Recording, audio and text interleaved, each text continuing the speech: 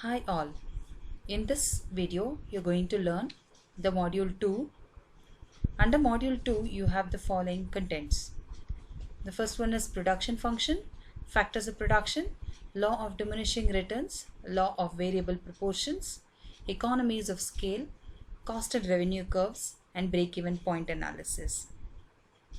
The first topic for today's class would be the production function. So let's get started to learn the production function. The meaning of production function.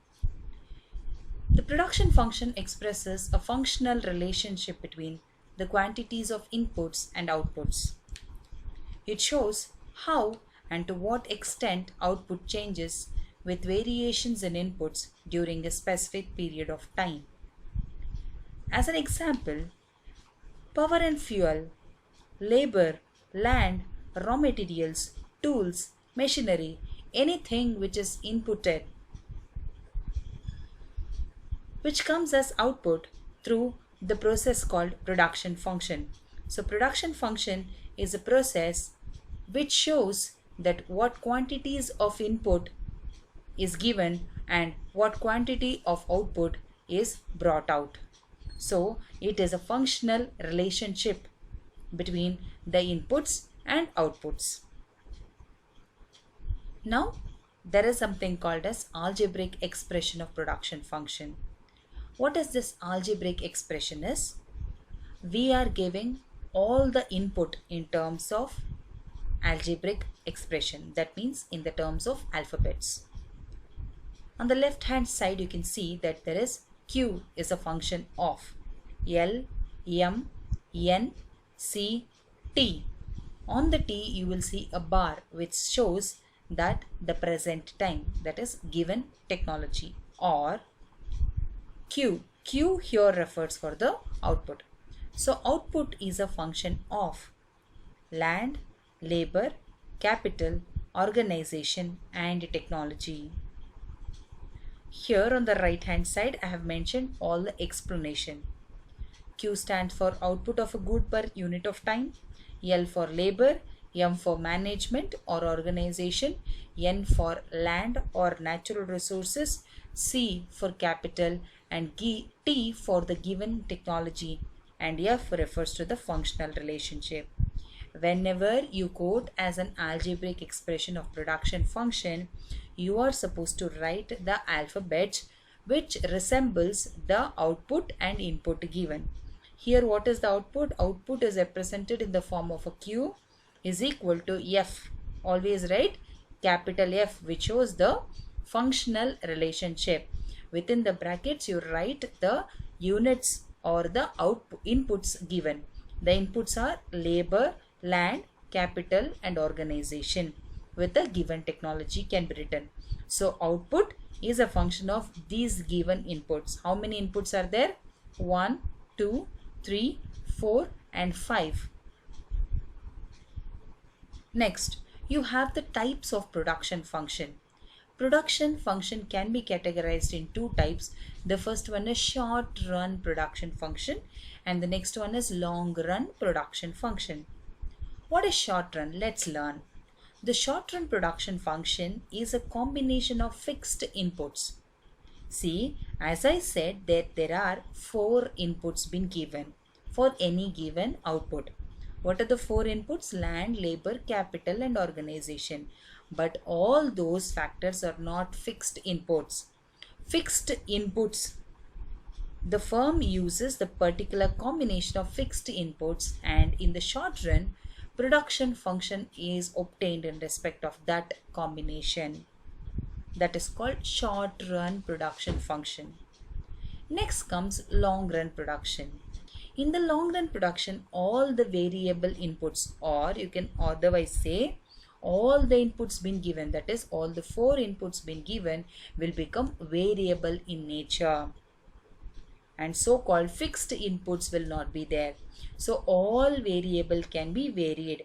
For example, you want to change in labor, the number of laborers, you wanted to change in the land, you wanted to change in the capacity, you wanted to change in the organization, everything can be changed in the long run.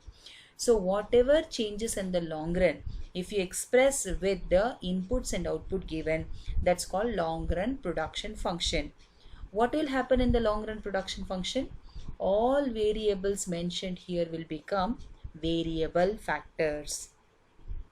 In the short run, the variable factors are just two, that is labor or capital. This is called the short run production function, where the example you're supposed to quote it as labor or capital, where only these two will change in the short run. You can't change organization or you can't change the capacity of land in the short run. Short run is always basically called less than 1 year of time period. In the long run, it is more than a year. So in more than a year, you will change everything. In less than a year of demand created in the market, you will change only two factors, that is called labor or capital. The four factors of production is been mentioned in the picture here. The first factor is labor. The second factor is land. Third factor is capital. Fourth factor is entrepreneurship. When these four factors are balanced, you will get the output whatever you had expected. Next here you have features and factors of production. The first one is characteristics of land. First factor we are taking it as land. As we know, land is a free gift of nature. It has no cost of production and it is immobile. That means it will not move. The land is fixed and limited in supply. So these are the four characteristics you are supposed to write it when you've been asked for the characteristics of land. Next comes the characteristic of labor. Next important variable. The first factor is land. The second factor is labor. As labor, it is always called a human factor. You can't store labor, and no two types of labor are the same. As we know, laborers do have different kinds of capacities and different kinds of skills. They are not the same. Third one is about capital. Capital characteristic, that means it is a man-made factor of production. It is not the natural made, it is man-made. Capital can be the investment, capital can be the machinery, capital can be the tools. So it is all man-made factors of production. It is mobile and it is passive factor of production. It can actively participate only when labor is there. If it is in the absence of labor, the capital will not work on its own. The last one is characteristics of entrepreneur. He has imagination. He has a great administrative power. An entrepreneur must be a man of action. An entrepreneur must have the ability to organize, because he is the one who is going to organize and bring up all other factors of production. The last one is he should be a knowledgeable person. He must know what kind of input, what percentage of input to be given to have a desired level of output. Next is types of factors of production. The first type is called land. There are different kinds of land. The first one is residential, commercial, recreation, cultivation, extraction, which helps in mining, and uninhabitable. That means where the human beings can't stay. The next one is types of labor.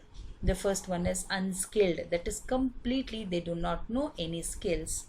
The second one is semi-skilled. The third one is skilled, and the fourth one is professionals. There is types of capital. The first types of capital is fixed capital, which will be fixed in nature. The second is working capital, and the third one is venture capital. Next, you have the types of entrepreneur, which you studied in the last semester, and these types of entrepreneur can be many. I have just noted trading entrepreneur, an entrepreneur who does the trading business.